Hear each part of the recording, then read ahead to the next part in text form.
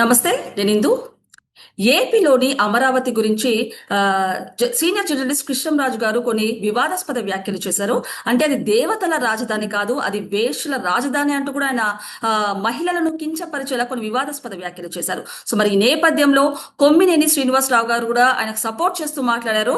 మరి ఈ క్రమంలో కొమ్మినేని శ్రీనివాసరావు గారు కూడా అరెస్ట్ అవ్వడం జరిగింది. మరి దీని గురించి మాట్లాడడానికి మనతో పాటు హైకోర్టు అడ్వకేట్ రామకోటయ్య గారు ఇప్పుడు మనతో ఉన్నారు. నమస్తే సార్. నమస్తే మేడం. సార్ మరి చూసుకుంటే సీనియర్ జర్నలిస్ట్ కృష్ణంరాజు గారు కొన్ని వివాదాస్పద వ్యాఖ్యలు చేశారు. అంటే అది దేవతల రాజధాని కాదు, అది వేశ్యల రాజధాని అంటూ మహిళల్ని కించపరిచేలా నా వ్యాఖ్యలు చేశారు. మరి దీనికి సంబంధించి కొమ్మినేని శ్రీనివాసరావు గారు కూడా ఆయనకు సపోర్ట్ చేస్తూ మాట్లాడారు. అండ్ అలాగే ఆయన ఇవాళ అరెస్ట్ అవ్వడం కూడా జరిగింది. సో మరి ఎలాంటి కేసులు ఆయన మీద పెట్టే ఛాన్స్ ఉంటుంది? అండ్ అలాగే ఆయన మీద 52 కేసులు కూడా ఉంది సార్. ఏ రకంగా చూడొచ్చు సార్ దీన్ని? చూడమ్మా, ముందు ఆయన జర్నలిస్ట్ యొక్క వృత్తికే కళాంకితం తెచ్చారు. ఎందుకంటే భారతదేశంలో ఉన్నటువంటి ప్రధానమైనటువంటి వ్యవస్థల్లో జ్యుడిషియరీ, పార్లమెంటరీ, ఎగ్జిక్యూటివ్, మీడియా ఈ 4 కూడా భారతదేశం యొక్క పార్లమెంటరీ ప్రజాస్వామ్యానికి 4 స్తంభాలు లాంటివి. ఇలాంటి వ్యవస్థలో ఉన్నటువంటి ఆయన ఒక రకంగా మహిళల్ని కించపరిచేలాగా అవమానకరమైనటువంటి అసభ్యకరమైనటువంటి వ్యాఖ్యల్ని సభ్య సమాజం సిగ్గుపడే విధంగా ఆయన వ్యాఖ్యానించడం జరిగింది.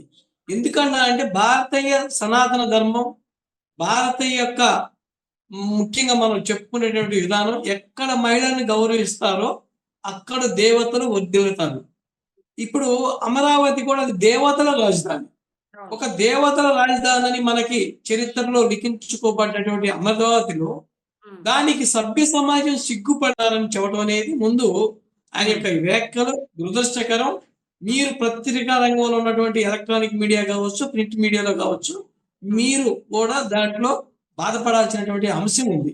ఎందుకంటే ఎవరైతే మనల్ని సమాజంలో ఒక గౌరవపదమైనటువంటి వృత్తిలో ఉన్నవాళ్ళం, మనం గౌరవపదమైనటువంటి పదజాలాన్ని వాడాలి. రాజ్యాంగం మనకు భావ ప్రకటన స్వేచ్ఛ ఇచ్చినప్పటికీ కూడా ఆ స్వేచ్ఛ ఇతరుల్ని ఇబ్బంది పెట్టే విధంగా, ఇతరుల స్వేచ్ఛని కించపరిచే విధంగా, ఇతరుల యొక్క మనోభావాలను కానీ వాళ్ళ యొక్క వ్యక్తుల యొక్క పర్సనాలిటీస్ని కానీ దెబ్బతీసే విధంగా కూడా వ్యాఖ్యలు చేయకూడదు.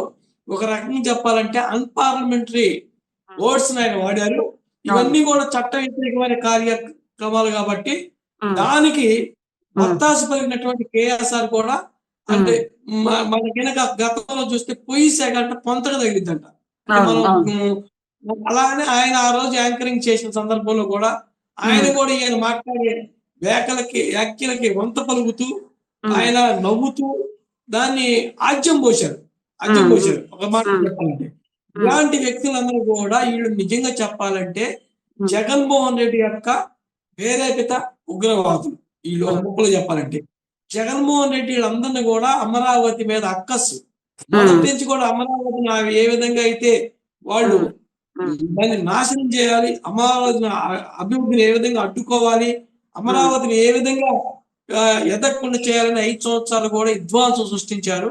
ఈ రోజు చంద్రబాబు నాయుడు గారు గెలిచినాక అమరావతి యొక్క రూపురేఖలు మార్చి మళ్ళీ అమరావతిని పునర్నిర్మాణం చేయడం కోసం, ఆయన రీకన్స్ట్రక్షన్ చేయడం కోసం కేంద్రంతో పొత్తు వెళ్ళి ఈ రోజు కూటమి ప్రభుత్వం గ్రాంట్స్ తెచ్చి అమరావతిని రూపురేఖలు మార్చడం కోసం మన పునర్నిర్మాణం చేస్తుంది. దాని మీద ఈ రోజు ఈ యొక్క జగన్మోహన్ రెడ్డి ప్రేరేపిత ఉగ్రవాదులు మీడియా రూపంలో కావచ్చు, మేధావుల రూపంలో కావచ్చు, అనేకమైనటువంటి రూపాలు వచ్చారు. అంటే నేను ఈ సందర్భంగా మీకు ఒకటి చెప్పదలుచుకున్నా.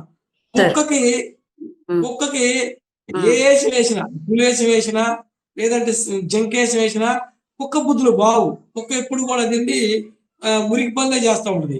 అట్లానే ఈరోజు సాక్షి మురికి ఛానల్ మురికి ఈ మేధావు ముసుగులో ఉన్నటువంటి ఈ జర్నలిస్ట్ ముసుగులో ఉన్నటువంటి కేఎస్ఆర్ కానివ్వండి, కృష్ణరాజు కానివ్వండి, ఇలాంటి వ్యాఖ్యలు చేయడం దురదృష్టకరం.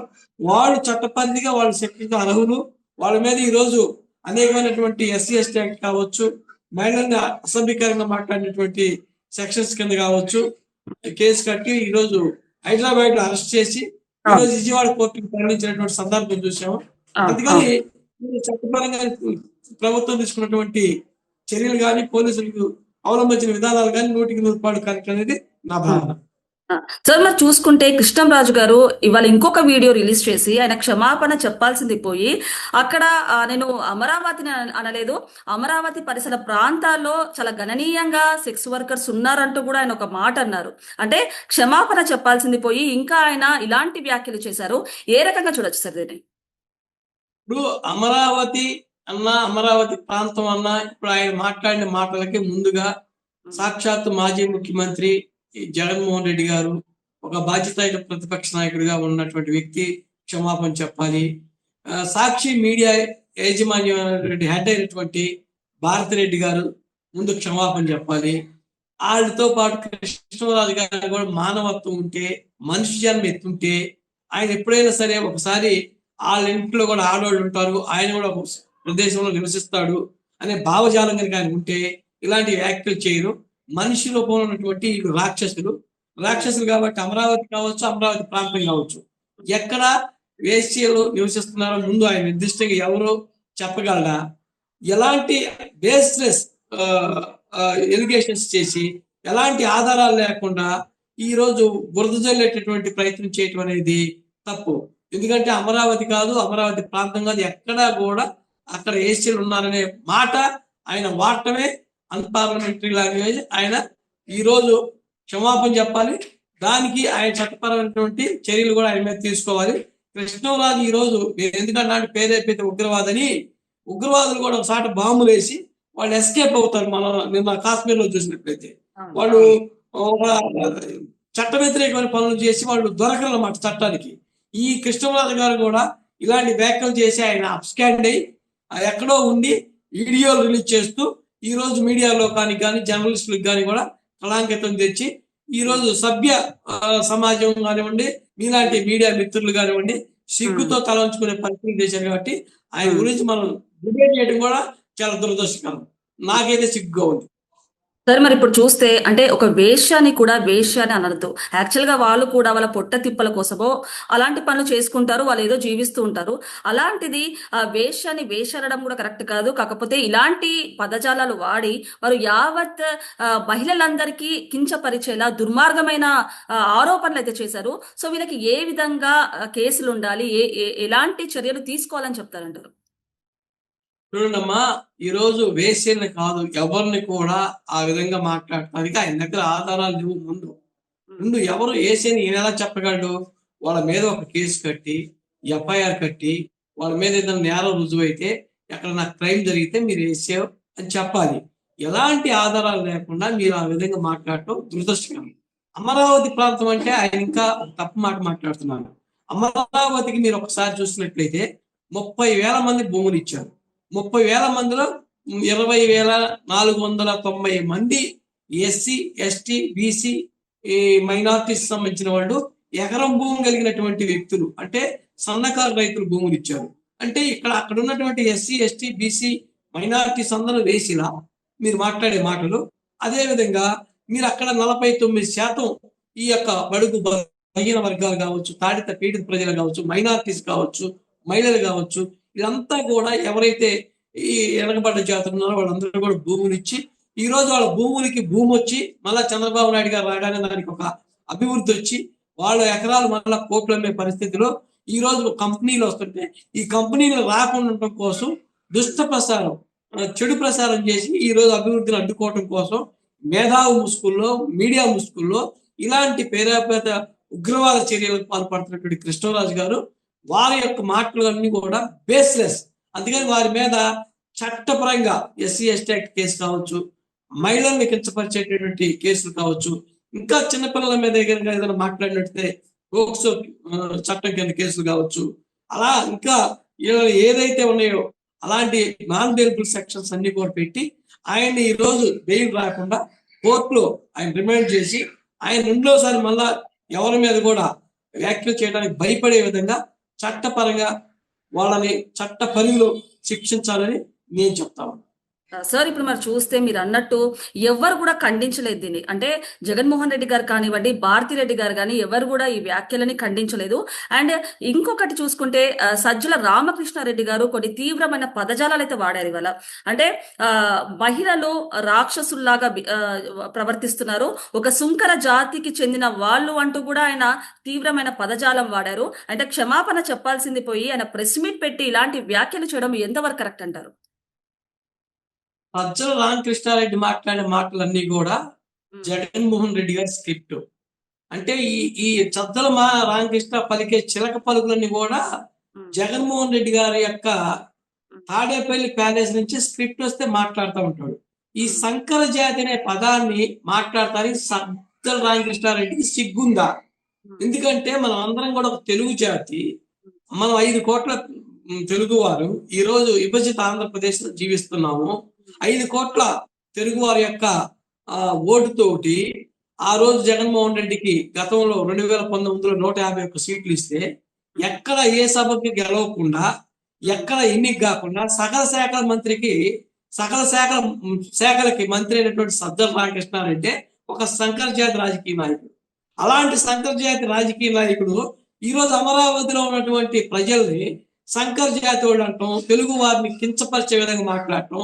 సజ్జల రామకృష్ణారెడ్డికి కూడా ఈ రోజు చట్టపరమైన చర్యలు తీసుకొని ఈ యొక్క కేఎస్ఆర్ కొమ్మినేని శ్రీనివాస్తో పాటు రామకృష్ణరాజుతో పాటు సజ్జలను కూడా ముద్రాయించేసి A3గా చేసి ఆయన మీద కూడా కేసులు ఆపాదించి ఆయన మీద కూడా చట్టపరమైన చర్యలు తీసుకోవాలి అనేది నేను చెప్తా ఉన్నాను. సార్ ఇప్పుడు మనం చూస్తే ఇవాళ మనము ఇద్దరైతే చెప్పారు, సీనియర్ జర్నలిస్ట్ ఎవరైతే కొమ్మినేని శ్రీనివాస్ గారు కానివ్వండి, లేకపోతే ఇంకో ఆయన కానివ్వండి, ఇద్దరు కూడా ఇలాంటి వ్యాఖ్యలు చేశారు. రేపు పొద్దున ఇవాళ ఇంకొకరు మరి సజ్జల రామకృష్ణారెడ్డి కూడా ఇలాంటి వ్యాఖ్యలు చేశారు. రేపు పొద్దున ఇలాంటిది రిపీట్ కాకుండా, ఇలాంటివి మళ్ళీ మహిళల మీద ఇలాంటివి ఆరోపణలు చేయకుండా చేయాలంటే ఎలాంటి చర్యలు తీసుకోవాలి, ఎలా కట్టడి చేయాలంటారు దీని గురించి? చట్టంలో కూడా ఇంకా మార్పులు తీసుకొచ్చి ఉమ్, మహిళా పట్ల పెదవెత్తి మాట్లాడాలంటే భయపడేటువంటి చట్టాలు చేయాలి. ఇంకా చంద్రబాబు నాయుడు గారు అమరావతి ఇలా మహిళా రైతుల్ని కించపరిచినటువంటి వ్యాఖ్యలను దృష్టిలో ఉంచుకొని ఇంకా చట్టాల్లో కూడా మార్పులు తేవాలి. ఒకప్పుడు మీరు చూసినట్లయితే ఐపీసీలో 376 రేప్ కేసు ఒక్కటే ఉండేది. తర్వాత ఢిల్లీలో జరిగినటువంటి నిర్భయ సంఘటన తర్వాత ఆ రోజు మనకి 376 వచ్చేటప్పటికి assistant sessions court 10 years punishment ఉండేదాన్ని. ఈరోజు నిర్భయ సంఘటన తర్వాత ఈరోజు డెత్ పెనాల్టీ ఈ మహిళల మీద ఏదైనా అగాత్యాలు కానీ అత్యాచారాలు కానీ చేస్తే డెత్ పెనాల్టీ, లైఫ్ ఇంప్రిజన్మెంట్ చేసేటువంటి సెంట్రల్ గవర్నమెంట్ చట్టాన్ని తయారు చేసింది. ఒకప్పుడు చిన్నపిల్లల్ని ఏదన్నా చేస్తే, మైనర్స్ చేస్తే ఏ చట్టాలు ఉండేవి కాదు. ఈ రోజు మైనర్ పిల్లల మీద చేసినా కానీ వాళ్ళ మీద పోక్సో చట్టం ప్రకారం ఈ రోజు లైఫ్ ఇంప్రిజన్మెంట్, డెత్ పెనాల్టీ ఇచ్చేటటువంటి సెక్షన్స్ ని ఈ రోజు ఇంక్లూడ్ చేసి ఇన్సర్ట్ చేయడం జరిగింది మనకి చట్టాల్లో. అదేవిధంగా ఇలాంటి వ్యాఖ్యలు ఎవరైతే స్త్రీ జాతి మీద కానీ మహిళల మీద కానీ ఎవరైనా అట్లా చేస్తే వీళ్ళ మీద కూడా చట్టం ఇంకా ఆంధ్రప్రదేశ్ లో సవరణలు తీసుకొచ్చి వాళ్ళకి నాన్ బెయిల్ తెచ్చి వాళ్ళకు కూడా కఠినమైనటువంటి శిక్షలు పడేందుకు చంద్రబాబు నాయుడు నేతృత్వంలో ఉన్నటువంటి కూటమి ప్రభుత్వం, జనసేన కానివ్వండి, బీజేపీ కానివ్వండి, ఇంకా పకడ్బందీగా చట్టాలని సెక్షన్స్ పెట్టి వాళ్ళని రిమాండ్ లో ఎక్కువ కాలం ఉంచి వాళ్ళని బయటికి రాకుండా చేస్తే ఇంకోసారి ఎవడైనా మాట్లాడే ముందు పలానా సభ్యులను బట్టిన గతి పట్టింది, కేఏఎస్ఆర్ బట్టి గతి పట్టింది, రామకృష్ణరాజు బట్టిన గతి పట్టింది అని ఏదేవి ఇప్పటానికి కూడా భయపడేటట్టు అన్పార్లమెంట్ లాంగ్వేజ్ ఎవరి మీద కూడా వాడకుండా ఉండేటట్టు వీళ్ళు చర్యలు తీసుకోవాలని నాకు సూచన. సార్ ఇప్పుడు మనం చూసుకుంటే జర్నలిస్టులు అంటే ఒక బయాస్డ్ గా మాట్లాడాలి, అంటే జనరల్ గా మాట్లాడాలి. అలాంటిది వైసీపీకి అమ్ముడు పోయి ఈ సాక్షి ప్రతినిధులు ఎవరైతే వ్యాఖ్యలు చేశారో, ఏదైతే మహిళల గురించి కించపరుస్తూ మాట్లాడారో, వీళ్ళకి ఎలాంటి శిక్ష పడాలంటారు? అండ్ ఒక జర్నలిస్ట్ హోదాలో ఉండి ఇలాంటి వ్యాఖ్యలు చేయడం ఎంతవరకు కరెక్ట్ అంటారు? అసలు జర్నలిస్ట్ అనే పదం దానికి అర్థం వారికి తెలియదు. ఎందుకు చెప్పాను ఈ మాట అంటే, జర్నలిస్ట్ అంటే మీకు మన మీడియా ద్వారా ప్రజలకు కూడా చెప్పాలి. ప్రజల సమస్యలు ఏదైతే ఉన్నాయో, ప్రజల యొక్క ఆకాంక్షల మేరకు ఎన్నిక కాబడినటువంటి ప్రభుత్వం నెరవేర్చినప్పుడు ప్రతిపక్షాలు కూడా దాని మీద విమర్శ చేయనప్పుడు ఒక్క కలంతో కానీ గళంతో కానీ ప్రజా సమస్యల మీద ఆ పార్టీ ఈ పార్టీ అని తెలియకుండా ప్రజాపక్షాన్ని నిలబడేవాళ్ళే నిజమైనటువంటి మీడియా జర్నలిస్టులు. ఒక రకంగా చెప్పాలంటే పత్రికా రంగానికి సంబంధించిన ప్రతినిధులు. ఈరోజు మనకు వైసీపీయా, తెలుగుదేశం పార్టీయా, బీజేపీయా కాదు. ప్రజలకి ఏ సమస్య ఉంది, ప్రజా సమస్యలలో ప్రభుత్వం ఎక్కడ వైఫల్యం చెందింది, ప్రభుత్వం యొక్క విధానాలు ప్రజలకు చెప్పినటువంటి వాటి మీద నిగ్గదీసి తేల్చాల్సినటువంటి మీడియా వాళ్ళు ఈరోజు అమ్ముడు పోయి వాడేసేటువంటి కుక్క బిస్కెట్లు తిని కుక్కలాగా మాట్లాడుతున్నటువంటి ఈ జర్నలిస్టుల్ని మనం ఎప్పుడు కూడా ఇంకా వాళ్ళకి మీడియా వాళ్ళని చెప్పటం, జర్నలిస్టులను చెప్పటం, పాత్రికేయులను చెప్పటం సిగ్గుచేటు. వాళ్ళ మీద అసలు నాకు తెలిసి సమాజం వాళ్ళని ఎరేయాలి. అంటే మనకి ఒక పెదరాయుడు సినిమాలో కనుక ఎలేసినట్టు సమాజం అంటే మానసికంగా ఎలేయాలి. వాళ్ళతోటి ఎవరు కూడా మానవ సంబంధాలు పెట్టుకోకూడదు. భవిష్యత్తులో వాళ్ళని ఎప్పుడైతే జనం ఎలేస్తారో తర్వాత వాళ్ళు మానసికంగా చచ్చిపోతారు. తర్వాత చట్టం విధించే శిక్షలు కానీ కోర్టు విధించే శిక్షల తర్వాత వాళ్ళని ఫిజికల్గా వాళ్ళని భయపెడతా ఉంటారు. ఇప్పుడు మానవులు కూడా వాళ్ళ మీద ఏంటంటే సభ్య సమాజంలో ప్రజలు కూడా వాళ్ళ కుటుంబ సభ్యుల దగ్గర నుంచి బంధుమిత్రుల దగ్గర నుంచి వాళ్ళని ఈ ఎలేయటం అనేది పరిష్కరించడం అనేది జరగాలనేది నా అభిప్రాయం. సో మరి ఈ నేపథ్యంలో చూసుకుంటే ఇంకో సీనియర్ జర్నలిస్ట్ శ్రీనివాస్ గారు కూడా కొన్ని ఆరోపణలు చేశారు. అంటే పవర్ లో ఉన్నప్పుడు జర్నలిస్టులని ఒక తప్పులు చేస్తే ఓకే గానీ వాళ్ళ మీద కేసులు పెట్టడం, నాన్ బెయిలబుల్ కేసులు పెట్టడం, అరెస్ట్ చేయడము కరెక్ట్ కాదు, చాలా బాధాకరం అంటూ కూడా ఆయన చెప్పారు. అంటే ఒక సీనియర్ జర్నలిస్ట్ అయ్యుండి ఒక జర్నలిస్ట్ తప్పు చేస్తే ఎత్తి చూపించాల్సింది పోయి ఇలాంటి వ్యాఖ్యలు చేయడము ఏ విధంగా చూడొచ్చు అంటారు? ఒక విషయం మీరు ఈ సందర్భంగా ప్రేక్షకులకు తెలియజేయాలి. సార్. జర్నలిస్టుల, జడ్జీల, ముఖ్యమంత్రుల, సామాన్య ప్రజల అనేది భారత రాజ్యాంగంలో ఎక్కడా కూడా తేడా లేదు. All are equal before the law. Article 14 of the Indian constitution. చట్టం ముందు అందరూ సమానమే. అందరం కూడా చట్టానికి లోబడి, రాజ్యాంగానికి లోబడి మన మాట తీరు కానీ, మన భాష కానీ, మన ప్రవర్తన కానీ, మన వ్యవహార శైలి కానీ ఉండాలి. చట్టం ధిక్కరించి నేను జర్నలిస్ట్ని కాబట్టి నేను మాట్లాడతానంటే ఎక్కడా కూడా రాజ్యాంగంలో ఆర్టికల్ 19 స్వేచ్ఛ ఇచ్చింది, పత్రికా స్వేచ్ఛ ఇచ్చింది, వాక్ స్వాతంత్ర్యం స్వేచ్ఛ ఇచ్చింది, మనకి right to freedom of speech ఇచ్చింది. ఎంతవరకు రాజ్యాంగం యొక్క సూత్రాలకి లోబడి ఇతరుల స్వేచ్ఛని హరించకుండా మాట్లాడాలి తప్పితే మీకు స్వేచ్ఛ ఉందని చెప్పి ఎదుటోళ్ళ స్వేచ్ఛని హరించడం, ఎదుటోళ్ళ యొక్క మనోభావాలు దెబ్బతీసే విధంగా మాట్లాడమని రాజ్యాంగం మనకి ఎక్కడ స్వేచ్ఛ ఇవ్వాల, విలేకరులకైనా లేదంటే రాజకీయ నాయకులకైనా. అందుకని ఈరోజు ఈ యొక్క రాజ్యాంగ విలువలు తెలియకుండా, ప్రజాస్వామ్య విలువలు తెలియకుండా పత్రికా రంగంలోకి వచ్చి ఆ ముసుకేసుకొని ఎవడో ఏదో ఇస్తే దాన్ని దృష్టిలో పెట్టుకొని వీళ్ళు మాట్లాడటం అనేది ఈ అలవాటు అయిపోయింది, ఒక టెండెన్సీ కింద. అందుకని వాళ్ళ మీద ఖచ్చితంగా చట్టపరమైన చర్యలు తీసుకోవాలి, వాళ్ళకి చట్టం ద్వారా బుద్ధి చెప్పాలి, శిక్షలు పడాలని నా ఆకాంక్ష. సార్ ఇప్పుడు మనం చూసుకుంటే జగన్ హయాంలో అన్ని స్కామ్లు కానివ్వండి వరుస అరెస్టులు అయితే జరుగుతున్నాయి. సో మరి ఈ నేపథ్యంలోనే జగన్మోహన్ రెడ్డి గారు అండ్ అలాగే భారతి రెడ్డి గారు అరెస్ట్ అంటూ కూడా వార్తలు వినిపిస్తున్నాయి. సో మరి ఇంటెన్షనల్ గానే కృష్ణంరాజు గారు వీళ్ళని ఇరికించాలి, జగన్మోహన్ రెడ్డి గారు అండ్ భారతి రెడ్డి గారిని ఇరికించాలనే ఉద్దేశంతో ఇలాంటి వ్యాఖ్యలు చేశారంటారా? ఇక్కడ విషయం ఏంటంటే ఎప్పుడు కూడా కుట్రదారులు కొన్ని పనులు చేస్తూ ఉంటారు. ఒక కుట్ర వెనక సూత్రధారి ఉంటాడు, పాత్రధారి ఉంటాడు.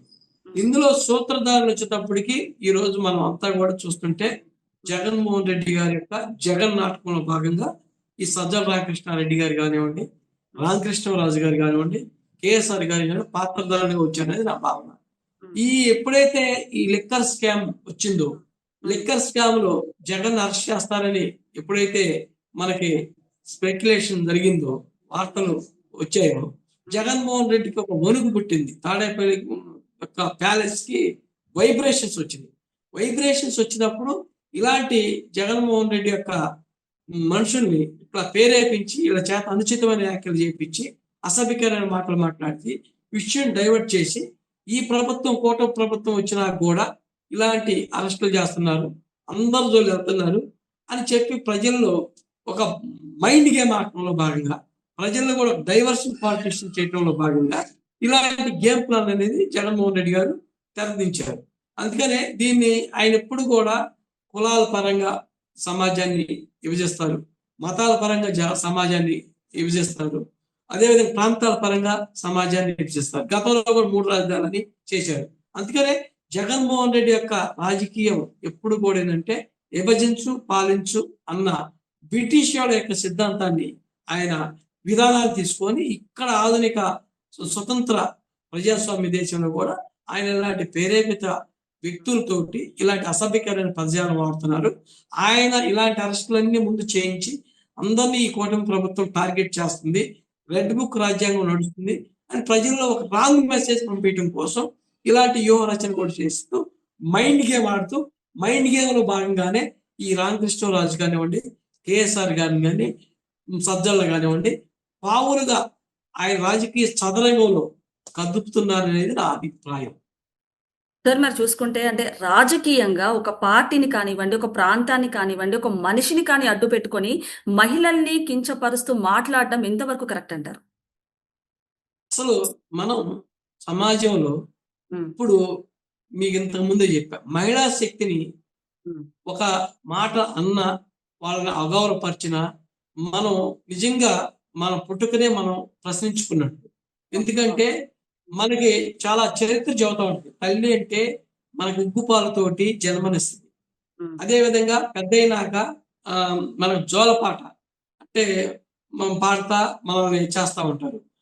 మనకి అంటే తల్లితోటి ఉన్నటువంటి సంబంధం బిడ్డలకు కానీ, తోబుట్టులతో ఉన్న సంబంధం కానీ, ఆడవాళ్ళు లేకపోతే సృష్టి లేదు. ఈ సృష్టికి ఆడదే ఆధారం, ఆడదే ఆరంభం. ఈ సృష్టి ఆడవాళ్ళు సగం ఉన్నటువంటి ఈ సమాజం, వాళ్ళ అభివృద్ధి లేకుండా మనం సమాజంలో అభివృద్ధిని చూడలేము, సంపూర్ణ అభివృద్ధి రాదు. ఈ రోజు మహిళలు అన్ని రంగాల్లో వచ్చి వాళ్ళు పురుషులతో పాటు సమానంగా ఉన్నటువంటి ఈ క్రమంలో తెలుగుదేశం పార్టీ వచ్చినాక కూడా స్త్రీలకి ఆస్తిలో సగభాగం హక్కును కల్పించి, ఆడవాళ్ళకి రాజకీయంగా రిజర్వేషన్స్ కల్పించి, ఆడవాళ్ళకి ఉద్యోగాల రిజర్వేషన్ కల్పించి, ఆడవాళ్ళే ఈ సృష్టికి మూలం, ఆడదే ఆధారం అని ఎన్టీ రామారావు గారు కూడా నా తెలుగింటి ఆడపడుచులు అని చెప్పి సంబోధించినటువంటి ఒక సంస్కృతి కలిగినటువంటి తెలుగుదేశం పార్టీ ఇది. వీళ్ళు ఆడవాళ్ళని అవమానించడం అనేది వీళ్ళు అంటే మనం చూస్తే రామాయణంలో రామనాసురుడు సీతాదేవిని అవమానించాడు, రాముడు సీతాదేవిని ఆరాధించాడు, ఆమెను రక్షించాడు. ఎప్పుడు కూడా ఏ సమాజంలో రాక్షసులు ఉంటారు, రాముడు ఉన్న కాడ రాక్షసులు ఉంటారు. ఈ రాక్షస జాతి యొక్క లక్షణమే ఇది కాబట్టి వాళ్ళు ఎప్పుడు కూడా ఇలాంటి చర్యలకు పాల్పడతారు. ఇది కొత్త ఏం కాదు, వాళ్ళ నైజం అనేది నా భావన. సార్ మరి జగన్ హయాంలో గంజాయి మత్తులో కిడ్నాపులు కానివ్వండి, మహిళలపై రేపులు కానివ్వండి చాలా జరుగుతున్నాయి. అలాంటి గంజాయి బ్యాచ్ ని అలాగే రౌడీ షీటర్లను అయితే మొన్న జగన్మోహన్ రెడ్డి గారు పరామర్శించారు. అంటే ఓ రకంగా చూసుకుంటే ఇలాంటివి ఆయన పెంచి పోషిస్తున్నారని చెప్పొచ్చు. సో ఏ రకంగా చూడొచ్చు సార్, అంటే జగన్మోహన్ రెడ్డి గారి పరిపాలనని ఏ రకంగా చూడొచ్చు అంటారు? జగన్మోహన్ రెడ్డి గారి పరిపాలనకి ఇప్పుడున్నటువంటి కూటమి పరిపాలనకి ఒకటే ఒక తేడా అమ్మ. చంద్రబాబు నాయుడు గారేమో విజన్ ఉన్న నాయకుడు. అంటే 20 సంవత్సరాలకి ఈ ఆంధ్రప్రదేశ్ ని ఏం చేద్దాం, భారతదేశంలో మొదటి రాష్ట్రంగా తీర్చిదిద్దామా, ప్రపంచానికి ప్రఖ్యాతి గాంచినటువంటి తెలుగు జాతిగా మనం తెలుగు జాతి ఖ్యాతిని విశ్వవ్యాప్తంగా మనం దీన్ని తీసుకెళ్దామనేటువంటి ఆలోచన విధానంతో, ఒక అభివృద్ధి నమూనాతోటి, ఒక డెవలప్మెంట్ తోటి, సంక్షేమంతో చంద్రబాబు నాయుడు గారు పరిపాలన చేస్తారు. ఈయన చేసినటువంటి పరిపాలన మొత్తాన్ని కూడా ఒక్కసారి ఛాన్స్ నాకు ఇవ్వండి అని చెప్పి దాని మొత్తాన్ని కూడా విధ్వంసం చేయటం, విధ్వంసం అమరావతి రాజధాని దగ్గర నుంచి యూత్ కి మీరు చెప్పినట్టు గంజాయిని అలవాటు చేయటం, మత్తు మందులను అలవాటు చేయటం. అంటే ఎప్పుడైతే యూత్ చదువుకోకుండా, వాళ్ళకి ఉద్యోగాలు ఉపాధులు లేకుండా, వాళ్ళు ఎక్కడైతే నిరుద్యోగంతో వాళ్ళు కొన్ని వ్యసనాలకు లోనైతే ఆ పాలకులు ఏది చెబితే అది చేస్తారు. వాళ్ళు వేసేటువంటి తాయిలాలు భిక్షాలకి దేహి అంటూ వాళ్ళ చుట్టూ తిరుగుతూ ఉంటారు. అందుకని జగన్మోహన్ రెడ్డి ఎప్పుడు కూడా ప్రజలను సోమరపోతులు చేయటం, ప్రజలకు పని బాటలు లేకుండా చేయటం, వాళ్ళని వ్యసనాలకు లోన్ చేయటం, యూత్ దగ్గర నుంచి, చదువుకునే యూత్ గంజాయి దగ్గర నుంచి, అదేవిధంగా నాసి రకమైనటువంటి లెక్కల మందు అమ్మి వాళ్ళ జీవితాల్లో వాళ్ళ లివర్ పాడయి వాళ్ళు ఎంతో మంది ఈరోజు 40-50 ఏళ్ళకి చనిపోయే పరిస్థితి వచ్చి, వాళ్ళకేదో మళ్ళీ నేను వేసి బటన్ నొక్కి వాళ్ళకేదో ఇచ్చి ఉద్ధరిస్తున్నా అని చెబుతూ ఉంటారు. బిలో ప్రావర్టీ లైన్ వాళ్ళందరినీ కూడా ఈరోజు పని చేయకుండా చేశాడు, వాళ్ళకి పనికి సంబంధించిన స్కిల్స్ నేర్పకుండా చేశాడు. ఈరోజు అంతా కూడా ఒక అభద్రతా భావంతో ఆధారపడే తత్వంతో సమాజాన్ని అతలాకుతం చేసినటువంటి 5 సంవత్సరాల అస్థిరత ప్రభుత్వాన్ని, ఒక అలజడిని సృష్టించినటువంటి వైనాన్ని, అప్రజాస్వామ్య విధానాన్ని మనం గతంలో చూసిబట్టే ఆయన 151 సీట్ల నుంచి 11 సీట్లకి ప్రతిపక్షం కూడా గుర్తించకుండా, రికగ్నైజ్డ్ అపోజిషన్ లీడర్గా కూడా ఇవ్వకుండా ఆయన విపక్ష నాయకుడిగా ప్రజలు కూర్చోబెట్టారు. కాబట్టి ఇంకా ఆయనకి బుద్ధి రాలేదు, సిగ్గు రాలేదు, ఇంకా ఆయనకి బోధపడలేదు. అందుకని ఈసారి ఆ 11 సీట్లు కూడా రావు, ఒకటో రెండో వచ్చి ఈసారి ఇంకా ఆంధ్ర రాష్ట్ర రాజకీయాల నుంచి స్మాష్ అయిపోతారు. ఇట్లానే అవలంబిస్తారు. సార్, ఇప్పుడు మనం చూసుకుంటే ఎలాగైతే కూటమి ప్రభుత్వం అభివృద్ధి చేస్తుందో నిజంగా కెపాసిటీ ఉంటే అలా అభివృద్ధి చేసి చూపించాలి. కాకపోతే ఇలాగా వైసీపీ నేతలు అండ్ అలాగే సాక్షి ప్రతినిధులు ఎలాంటి వ్యాఖ్యలు చేస్తున్నారో ఆడపడుచుల మీద ఏ రకంగా చూడొచ్చు అంటారు దీన్ని? ఇప్పుడు వాళ్ళ నైజం అది. పాముకి పాలు పోస్తే పాము ఏం చేస్తుంది? ఆ పాలు తాగి పోసిన వాడిని కాటేస్తుంది.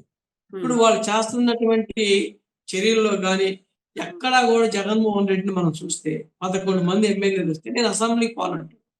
అసెంబ్లీకి పోనని చెప్పి ఆయన ఇక్కడ అసెంబ్లీ అవతల, అంటే ఆయన ఎక్కడైతే అసెంబ్లీలో పోయి ప్రజా సమస్యల మీద గళమెత్తాల్సిన నాయకుడు తాడేపల్లి ప్యాలెస్ లో కూర్చొని ఇలాంటి కుట్రలకి ప్లాన్ చేసి ఇలాంటి అసంఖ్యకరమైనటువంటి వ్యక్తులతోటి ఈ చట్ట వ్యతిరేకమైనటువంటి వ్యాఖ్యలు చేయించి ఈ విధంగా ప్రభుత్వాన్ని అస్థిరతపరచాలని, ప్రభుత్వం మీద ఒక అలజడి తేవాలనేటువంటి ఒక కుట్ర జరుగుతుంది. ఆ కుట్రకి నాయకత్వం వహిస్తున్నారు. కాబట్టి ప్రజలు ఖచ్చితంగా గమనిస్తారు. దీని మీద భవిష్యత్తులో వాళ్ళకి లోకల్ బాడీ ఎలక్షన్లు కానీ, రాబోయే ఎలక్షన్లు కానీ మళ్ళా ఓటు ద్వారా బుద్ధి చెవు. సరే, ఇప్పుడు మనం చూసుకుంటే చంద్రబాబు నాయుడు గారు కానివ్వండి, అలాగే పవన్ కళ్యాణ్ గారు ఎవరైతే ఇలాంటి వ్యాఖ్యలు చేశారో వాళ్ళని ఉపేక్షించేది లేదు, కఠినంగా శిక్షిస్తామంటూ కూడా చెప్పారు. సో ఇలాంటి వాళ్ళ మీద మళ్ళీ రేపు పొద్దున మళ్ళీ రిపీట్ కాకుండా, మళ్ళీ ఎవరు మాట్లాడకుండా ఆడవాళ్ళ గురించి ఎలాంటి కేసులు కానివ్వండి, ఎలాంటి చర్యలు కానివ్వండి, ఎలాంటివి తీసుకుంటే మళ్ళీ ఇలాంటివి రిపీట్ కావు అని చెప్తారు మీరు? ఇప్పుడు మన బీజేపీ, జనసేన, తెలుగుదేశం పార్టీ కూటమి ఎప్పుడు కూడా వాళ్ళ రూలింగ్ అండర్ ద పర్మిసిబుల్ లా, అంటే చట్టానికి లోబడి పరిపాలన చేస్తారు, ప్రజాస్వామ్యబద్ధంగా చేస్తారు, రాజ్యాంగానికి లోబడి వాళ్ళ పరిపాలన ఉంటుంది. అందుకని చట్టంలో వాళ్ళు ఏదైతే తప్పు చేశారో దానికి సంబంధించినటువంటి సెక్షన్స్ ని ఆపాదించి చట్టపరమైన చర్యలు తీసుకుంటాంలో ఎక్కడ కూడా తెలుగుదేశం పార్టీ కూటమి వెనకాడదు. ఎందుకంటే చంద్రబాబు నాయుడు గారు కూడా చెప్పారు, ఎవరైతే ఇలాంటి అసంఖ్యకరమైనటువంటి భాష వాడతారో, అసభ్యకరమైనటువంటి భాష వాడతారో, ఇలాంటి చట్ట వ్యతిరేక చర్యలు వాళ్ళ గుండెల్లో నేను నిద్రపోతానని చెప్పారు. అంటే ఆయన మహానాడులో కూడా చెప్పారు, ఎక్కడైతే లా అండ్ ఆర్డర్ వైలేషన్ అవుతుందో, లా అండ్ ఆర్డర్ ఎవరైతే వాళ్ళ చేతిలో తీసుకుంటారో అలాంటి వ్యక్తుల్ని ఎప్పుడు కూడా నేను వదిలిపెట్టను, వాళ్ళకి శిక్షలు కఠినంగా చేపిస్తాను అని చంద్రబాబు నాయుడు గారు పదే పదే చెబుతున్నారు. ఖచ్చితంగా దీని మీద ఆయన ఉక్కుపాదంతో మోపి వాళ్ళని రెండోసారి ఇలాంటి మాటలు మాట్లాడాలంటే వాళ్ళ ఎన్నుల్లో వణుకు పుట్టే విధంగా చేస్తారనేది నా విశ్వాసం.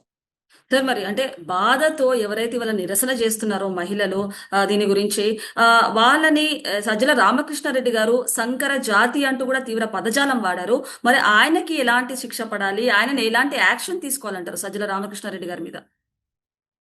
సజ్జల రామకృష్ణారెడ్డి అనే వ్యక్తే ఇందాక మీకు చెప్పారు, సకల శాఖలకి మంత్రి ఆయన.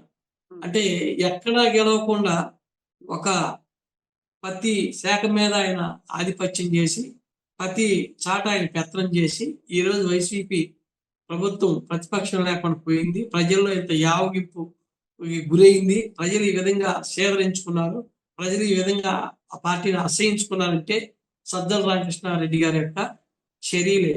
ఆయన ముందు సకల శాఖల మంత్రికి ఏ విధంగా అయ్యాడంటే ఆయన ఒక రకంగా ఆయన ఆలోచించుకోవాలి. ఆ మాట మాట్లాడే ముందు ఇలాంటి భాష వాడినందుకు సిగ్గుతో తల ఉంచుకోవాలి. ఎప్పుడు కూడా ఒక బాధ్యతాయుతమైనటువంటి హోదాలో ఉండి, ఒక సలహాదారుడి హోదాలో ఉన్న వ్యక్తిని, ఎప్పుడు అయినటువంటి వ్యక్తి ఆయన మాట్లాడే మాట భాష ఎప్పుడు కూడా ఇతరులను కించపరిచే విధంగా, ఇతరులను బాధ పెట్టే విధంగా అన్పార్లమెంటరీ వర్డ్ వాడకూడదు. ఆయన మీద కూడా చంద్రబాబు నాయుడు గారి ప్రభుత్వం ఖచ్చితంగా చర్యలు తీసుకొని ఆయన కూడా బుద్ధి చెబుతుందని నాకు